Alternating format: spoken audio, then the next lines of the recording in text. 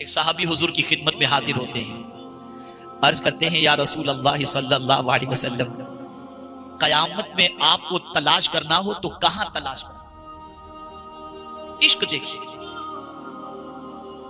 قیامت میں آپ کو تلاش کرنا ہو تو کہاں تلاش کریں؟ تو میرے آقا صلی اللہ علیہ وسلم فرماتے ہیں میں 3 مقامات میں سے کسی ایک مقام پر مل جاؤں،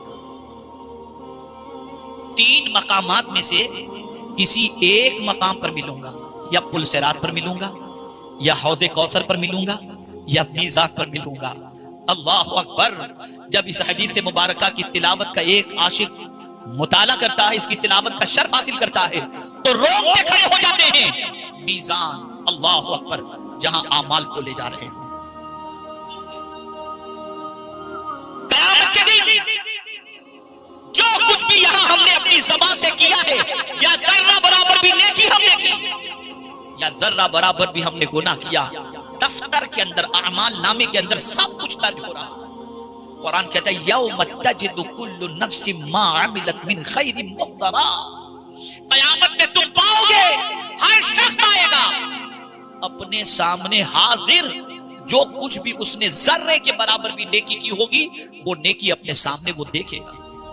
فمن یعمل مثقال ذرۃ خیرا یرہ، جو ذرے کے برابر نیکی کرے گا وہ نیکی دکھائی جائے گی، اور جو ذرے کے برابر برائی کرے گا وہ برائی اسے دکھائی جائے گی۔ آپ کیا سمجھتے ہیں ہم جو کچھ کر رہے ہیں وہ ریکارڈ ہو رہا ہے،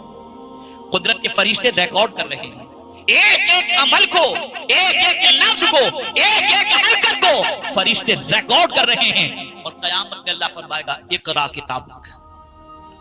اپنا اعمال نامہ پڑھ۔ ایک سوال میں آپ سے پوچھنا چاہتا ہوں، آج ہی کے ایک دن کا اعمال نامہ پڑھنے کے لیے اگر ہم سے اللہ عز و جل فرما دے کہ بندے آج کا اعمال نامہ پڑھ کر سنا، تو ذرا ٹھنڈے کلیجے سے سوچ لیجئے گا کہ کیا اس اعمال نامے کو پڑھ کر اللہ کو سنانے کی طاقت ہم رکھتے ہیں؟ دن بھر کے سارے گناہ، ساری برائیاں، ساری آوارگیاں ہمارے اس دفتر میں درج، ہم اسے اللہ کی بارگاہ میں پڑھ کر سنانے کی صلاحیت نہیں رکھتے، تو پوری زندگی کا اعمال نامہ جب پڑھنے کا اللہ فرمائے گا تو کیا عالم ہوگا۔ اب میزان پر جب اعمال تولے جا رہے ہوں گے، اعمال نامے کو رکھ کر اعمال نامہ رکھا جائے گا، تو آپ جانتے ہیں اس وقت بندے کی پوزیشن نہ پوچھو۔ سرکار فرماتے ہیں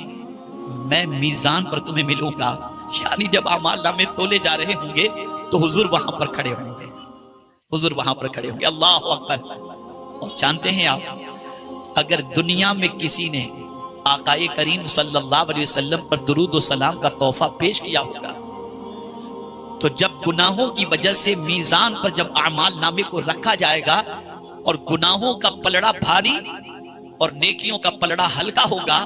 تو میرے آقا صلی اللہ علیہ وسلم اپنی آستین سے ایک پرچہ نکالیں گے، نیکیوں کے پلڑے میں رکھ دیں گے، اور نیکیوں کا پلڑا بھاری ہو جائے گا۔ وہ بندہ عرض کرے گا کہ آپ نورانی چہرے والے ہیں کون؟ اس پرچے میں کیا تھا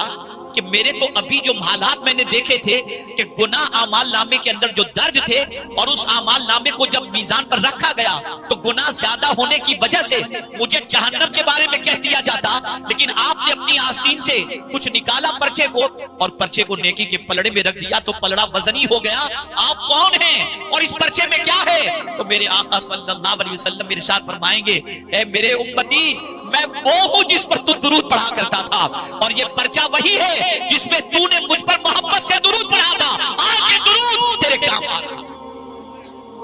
اے رسول اعظم صلی اللہ تعالی علیہ وسلم کے دیوانوں، تو سرکار فرماتے میں تمہیں میزان پر